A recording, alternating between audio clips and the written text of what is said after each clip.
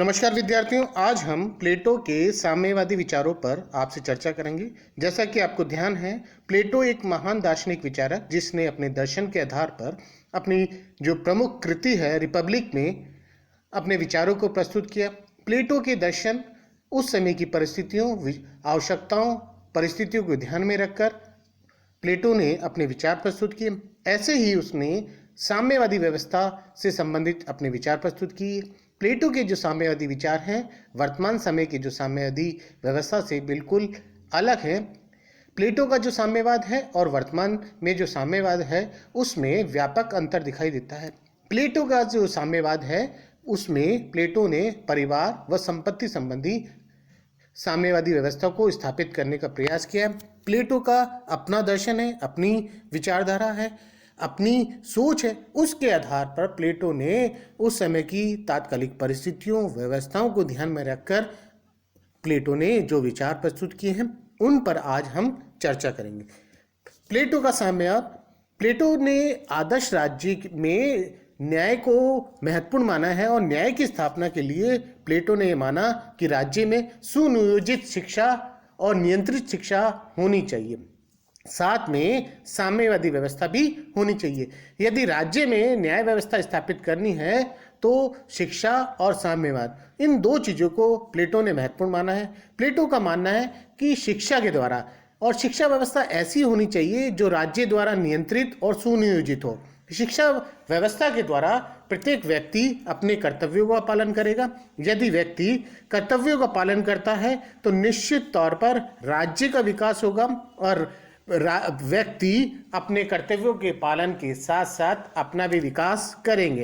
अतः प्लेटो का मानना है कि प्रत्येक व्यक्ति शिक्षा के माध्यम से अपने कर्तव्यों का पालन करे जिससे कि राज्य में एकता स्थापित हो। यदि व्यक्ति अपने कर्तव्यों का पालन करेंगे तो निश्चित तौर पर राज्य में एकता स्थापित होगी। अतः प्लेटो ने साम्यवादी व्यवस्था के तौर पर परिवार व संपत्ति संबंधी विचार प्रस्तुत किए हैं और इन दोनों के कारण प्लेटो का मानना है कि यह व्यक्ति शिक्षा के द्वारा अपने कर्तव्यों का पालन करते हैं, लेकिन कहीं ना कहीं किसी न किसी रूप में परिवार व संपत्ति उन्हें उन कर्तव्यों के पालन करने से रोकती हैं, उन्हें उनका मोह भंग करती हैं, उनमें ऐसे भाव उत्पन्न करती हैं कि जिससे कि वह अपने कर्तव्यों को पूर्ण रूप से पालन नहीं कर सकें, अपने कर्तव्यों को पूर्ण रूप से अंजाम नहीं दे सकें। अतः प्लेटो ने यह माना कि संपत्ति व परिवार संबंधी जो दर्शन है उसके माध्यम से यदि साम्यवादी व्यवस्था को स्थापित किया जाए, अपनाया जाए तो निश्चित तौर पर आदर्श राज्य में न्याय की स्थापना हो सकती है। प्लेटो जो ये मानता है कि जो साम्यवादी व्यवस्था के तौर पर जो विचार हैं वह केवल शासक व सैनिक वर्ग के लिए लागू होते हैं, सभी वर्ग के लिए नहीं। प्लेटो ने समाज में 3 वर्ग माने हैं, एक तो शासक वर्ग, सैनिक वर्ग और उत्पादक वर्ग। लेकिन प्लेटो का जो साम्यवादी विचारधारा है वह केवल शासक व सैनिक वर्ग, केवल 2 पर लागू होती है। और जो साम्यवादी व्यवस्था का जो आधार है वह राजनीतिक है, आर्थिक नहीं। वर्तमान समय में जो साम्यवादी व्यवस्था है उसका संपूर्ण आधार आर्थिक है। प्लेटो का मानना है कि यदि साम्यवादी व्यवस्था को अपनाएंगे तो निश्चित तौर पर व्यक्ति कर्तव्यों का पालन करेंगे, राज्य में श्रेष्ठ शासन की स्थापना होगी, आदर्श राज्य को स्थापित किया जा सकता है।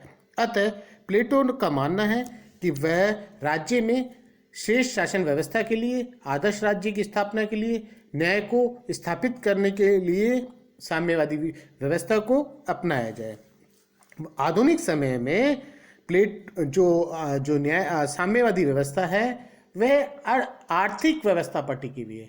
उसके जो संपूर्ण विचारधारा है उसका जो केंद्र बिंदु है आर्थिक है, जबकि प्लेटो ने जो अपनी साम्यवादी व्यवस्था का जो केंद्र बिंदु माना, यह संपूर्ण विचारधारा राजनीतिक व्यवस्था पर आधारित रही है। प्लेटो ने इससे श्रेष्ठ राज्य की, आदर्श राज्य की स्थापना के लिए प्रयास किया है।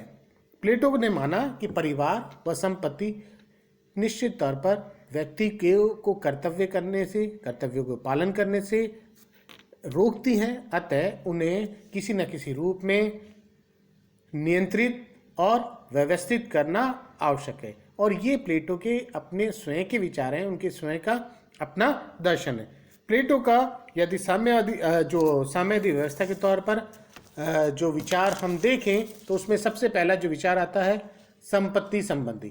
प्लेटो का मानना है कि राजा के पास में ना तो कोई संपत्ति होगी, वह सामान्य व्यक्ति के तौर पर जीवन व्यतीत करेगा, उसका खुद का घर नहीं होगा, ना कोई गोदाम होगा, ना वो सोना चांदी इकट्ठा करेगा, सामान्य डेरों में रहेगा, सामान्य भोजनशाला में भोजन करेगा। अतः प्लेटो के द्वारा शासक व सैनिक वर्ग को इन सभी चीज़ों से दूर रखा गया है। और उसका मुख्य कारण यही है कि राज्य में इससे कि व्यक्ति अपने कर्तव्यों का पालन करे, और कर्तव्यों का पालन करेगा तो निश्चित तौर पर राज्य में एकता स्थापित होगी। और प्लेटो ने इस संपत्ति संबंधी साम्यवादी विचारधारा को अपनाए जाने के कारण अपने खुद के कुछ तर्क दिए हैं, उन पर भी हम विचार कर लेते हैं। साम्यवाद के तौर पर जो संपत्ति संबंधी साम्यवादी विचारधारा है या दर्शन है, प्लेटो ने उसके पीछे समर्थन के पीछे उस अपने पक्ष रखने के पीछे निम्नलिखित तर्क दिए हैं, उसके बारे में भी हम चर्चा करते हैं। पहला तर्क है मनोवैज्ञानिक आधार।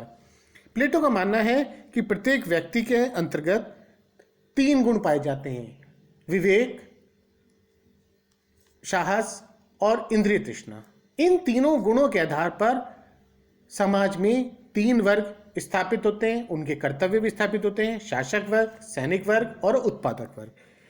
प्लेटो ने केवल शासक व सैनिक वर्ग को संपत्ति संबंधी साम्यवादी विचारधारा के लिए महत्वपूर्ण व उपयोगी माना है। ये संपत्ति संबंधी जो विचार है वह केवल शासक व सैनिक वर्ग पर ही लागू होते हैं। प्लेटो का मानना है कि यदि शासक व सैनिक वर्ग को अर्थव्यवस्था से, आर्थिक व्यवस्था से दूर रखा जाएगा तो निश्चित तौर पर ये अपने कर्तव्यों का पालन करेंगे। दूसरा पक्ष ये रखा दार्शनिक आधार। प्लेटो का मानना है कि राज्य की जो समझ शक्तियां हैं वह शासक व सैनिक वर्ग के पास होती है, वह महत्वपूर्ण कार्य करते हैं, समूह शासन की जो जिम्मेदारी है इस वर्ग पे होती है। अतः अर्थव्यवस्था और परिवार से यदि इनको दूर रखा जाएगा तो निश्चित तौर पर ये अपना कर्तव्यों का पालन सही रूप से कर सकेंगे। अगला जो पक्ष रखा है राजनीतिक एवं व्यवहारिक आधार। प्लेटो का मानना है कि जो शासक व सैनिक वर्ग है वह सर्वगुण संपन्न होना चाहिए, उनमें किसी भी प्रकार का कोई दोष नहीं होना चाहिए। अतः परिवार व संपत्ति के द्वारा उनमें बुरी प्रवृत्तियां आ सकती हैं, वो मोह माया के जाल में फंस सकते हैं। अतः उन्हें इनसे दूर रखा जाए, इसलिए प्लेटो ने शासक व सैनिक वर्ग पर केवल संपत्ति संबंधी साम्यवादी विचारधारा को स्थापित करने का प्रयास किया है। और ये प्लेटो के स्वयं की सोच, दर्शन, उस समय की परिस्थितियों, व्यवस्थाओं के आधार पर विचार प्रस्तुत किए गए हैं। वर्तमान समय में प्लेटो के जो साम्यवादी विचारधारा को या अपनाया जाना संभव नहीं है। आगे चलकर हम प्लेटो की जो संपत्ति संबंधी जो विचारधारा है उसकी अरस्तु के द्वारा आलोचना भी की गई है। अरस्तु के द्वारा मानना है कि प्लेटो की जो यह विचारधारा है निश्चित तौर पर कई अर्थों में इसमें कई कमियां हैं। प्रत्येक व्यक्ति की जो स्वाभाविक प्रवृत्ति होती है, अरस्तु का मानना है कि प्रत्येक व्यक्ति के अंदर एक स्वाभाविक प्रवृत्ति होती है कि वह परिवार बनाए, संपत्ति को एकत्रित करे। वो जो प्रवृत्ति है उस प्रवृत्ति को प्लेटो के द्वारा रोकने का प्रयास किया गया है। अतः यह जो साम्यवादी विचारधारा है वह गलत है। अगला जो आलोचना की गई है, प्लेटो का मानना है कि ये जो संपत्ति संबंधी विचारधारा है, ये संपत्ति संबंधी साम्यवादी दर्शन है, वह केवल शासक व सैनिक वर्ग पर ही लागू होता है। जबकि देखा जाए तो समाज में प्लेटो के द्वारा 3 वर्ग बताए हैं: शासक वर्ग, सैनिक वर्ग और उत्पादक वर्ग। और उत्पादक वर्ग है वह उनकी संख्या जो वर्ग है वो बहुत बड़ा व्यापक वर्ग है, उनकी जनसंख्या भी ज़्यादा है, लेकिन संपत्ति संबंधी साम्यवादी दर्शन केवल शासक व सैनिक वर्ग पर ही लागू होता है, उत्पादक वर्ग पर लागू नहीं होता है। प्लेटो का मानना है यदि व्यक्ति के पास में संपत्ति नहीं होगी तो निश्चित तौर पर वह अर्थव्यवस्था को सही रूप से कार्य नहीं कर पाएगा, राज्य का विकास नहीं होगा, वह वो कार्य नहीं कर पाएगा, अपना विकास नहीं कर पाएगा, और यदि अपना विकास नहीं होगा तो निश्चित तौर पर राज्य का विकास भी नहीं होगा। प्लेटो के द्वारा ये भी बात कही गई है कि साम्यवादी व्यवस्था को अपनाने से, साम्यवाद को अपनाने से राज्य में एकता स्थापित होगी, जबकि राज्य में एकता स्थापित करने के लिए शिक्षा को महत्वपूर्ण माना गया है। शिक्षा के द्वारा राज्य में एकता स्थापित की जा सकती है, ना कि साम्यवाद के द्वारा।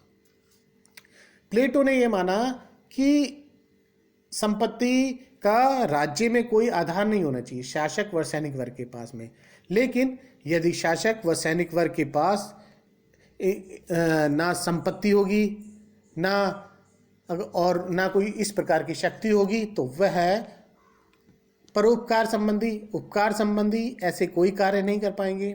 और यदि वो इस प्रकार के कार्य नहीं कर पाए, जन कल्याण के कार्य नहीं कर पाए, परोपकार के कार्य नहीं कर पाए, तो निश्चित तौर पर राज्य का विकास नहीं हो पाएगा। अतः संपत्ति का होना आवश्यक है।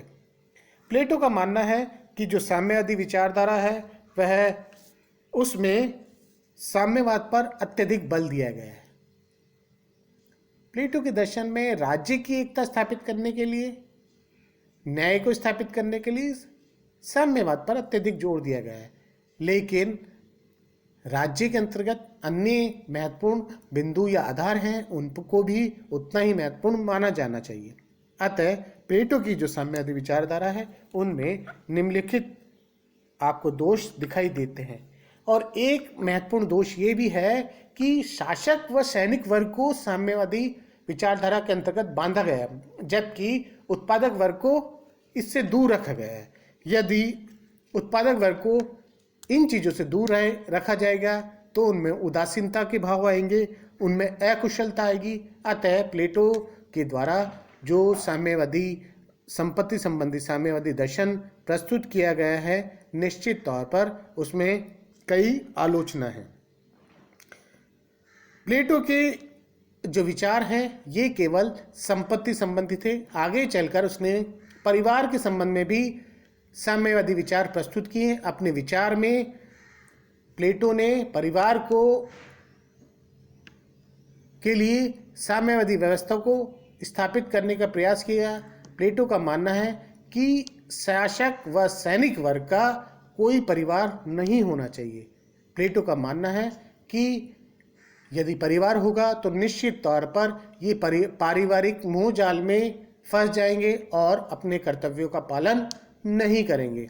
अतः प्लेटो ने परिवार संबंधी साम्यवादी दर्शन को भी प्रस्तुत करने का प्रयास किया। परिवार संबंधी साम्यवादी दर्शन को यदि हम देखें तो प्लेटो का मानना है जो शासक व सैनिक वर्ग है इनका कोई निजी परिवार नहीं होगा, यह अपना कोई निजी अपना परिवार स्थापित नहीं कर सकते हैं, और स्त्रियां सबकी समान रूप से पत्नी होंगी, और जो संतानें उत्पन्न होंगी वह भी सबकी समान होंगी।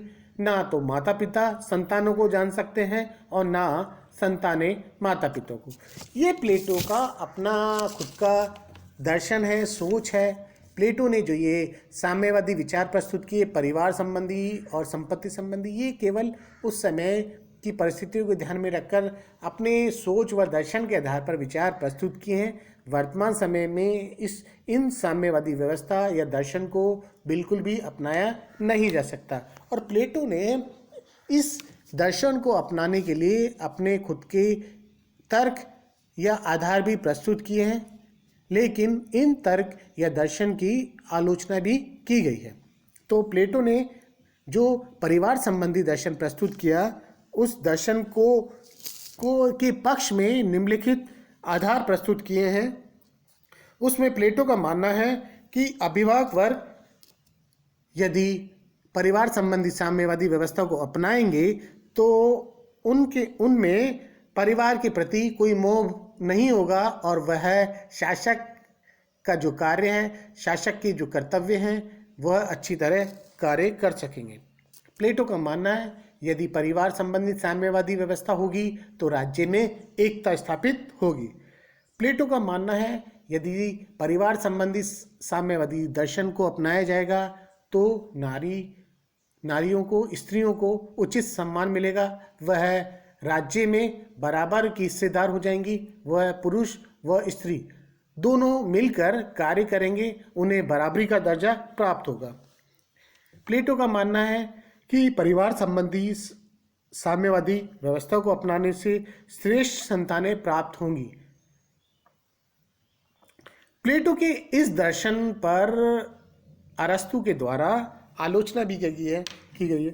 यदि प्लेटो के परिवार संबंधी दर्शन को हम माने या उस पर विचार करें तो अरस्तु के द्वारा विभिन्न प्रकार की आलोचना प्रस्तुत की गई है। प्लेटो द्वारा जो स्त्री और पुरुष में जो भेद अंतर करता है, प्लेटो के द्वारा स्त्री और पुरुष केवल लिंग भेद का अंतर करता है। प्लेटो स्त्री और पुरुष को बराबर मानता है, केवल स्त्री और पुरुष के बीच केवल लिंग भेद का ही अंतर करता है। प्लेटो के द्वारा जो परिवार संबंधी दर्शन प्रस्तुत किया है उसमें संतान की जो उत्पत्ति हो रही है उस पर भी संदेह है कि जो भी संतानें उत्पन्न होंगी वह सभी बलवान और बुद्धिशाली होंगी, इसमें भी संदेह है। जरूरी नहीं है कि जो भी संतानें उत्पन्न होंगी परिवार संबंधी दर्शन को अपनाने से वह अच्छी होंगी, इसमें भी संदेह जाता है। प्लेटो के द्वारा ये भी प्लेटो के दर्शन की इस बात पर भी आलोचना की जाती कि यदि परिवार संबंधी साम्यवादी दर्शन को अपनाएंगे तो परिवार में के जो भाव हैं, परिवार में जो प्रेम, दया, स्नेह, ममता का जो भाव है वो व्यक्ति को पता नहीं चल पाएगा, व्यक्ति उन चीज़ों को महसूस नहीं कर पाएगा। प्लेटो के परिवार संबंधी दर्शन केवल शासक व सैनिक वर्ग पर ही लागू होते हैं, उत्पादक वर्ग पर लागू नहीं होते हैं, ये भी बहुत बड़ी आलोचना है।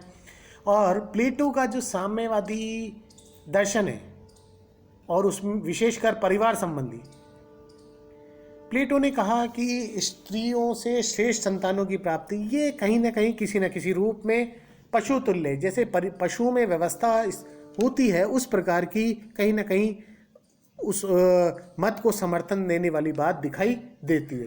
प्लेटो का मानना है परिवार संबंधी दर्शन को अपनाने से राज्य में एकता स्थापित होगी, बल्कि ये तो ऐसा संभव ही नहीं है। यदि परिवार संबंधी दर्शन को अपनाएंगे तो निश्चित तौर पर उसमें स्त्रियां केंद्र बिंदु होंगी और स्त्री के लिए निश्चित तौर पर लड़ाई झगड़े होंगे। अतः प्लेटो ने परिवार संबंधी जो दर्शन प्रस्तुत किया है निश्चित तौर पर उसमें कहीं ना कहीं बहुत सारी कमियां दिखाई देती हैं और इन्हीं कमियों को अरस्तु के द्वारा आलोचना की गई है। और प्लेटो के द्वारा साम्यवादी जो विचार प्रस्तुत किए गए वे ये केवल उस समय की तात्कालिक परिस्थितियों, उस समय के दर्शन, प्लेटो की सोच के आधार पर है।